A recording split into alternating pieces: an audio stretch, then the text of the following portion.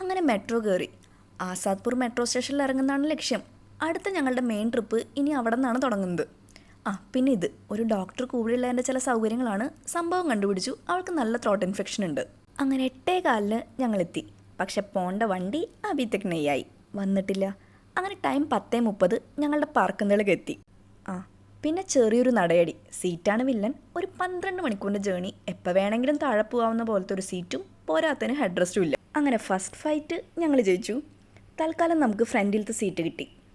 അപ്പോൾ ഫസ്റ്റ് തന്നെ ആദ്യത്തെ സീറ്റിൽ ഇരുന്നൂടെയും ചോദിച്ചാൽ അത് 5 മണിക്കൂർ കഴിഞ്ഞ് കയറുന്ന ഏതോ ഒരു ഗ്രൂപ്പിന് വേണ്ടി റിസർവ് ചെയ്ത് വെച്ചിരിക്കുകയാണ്.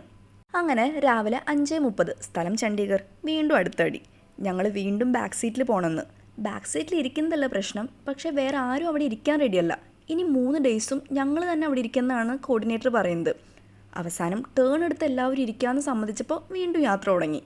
അങ്ങനെ ബ്രേക്ക്ഫാസ്റ്റും ലഞ്ചും വണ്ടിയുടെ പണിയും എല്ലാം കഴിഞ്ഞ് രാവിലെ 11 മണിക്ക് എത്തേണ്ട നമ്മൾ എത്തിയത് ഈവനിങ് 6:30. അങ്ങനെ നീണ്ട 18 മണിക്കൂറിന് ശേഷം വെൽക്കം ടു മണാലി.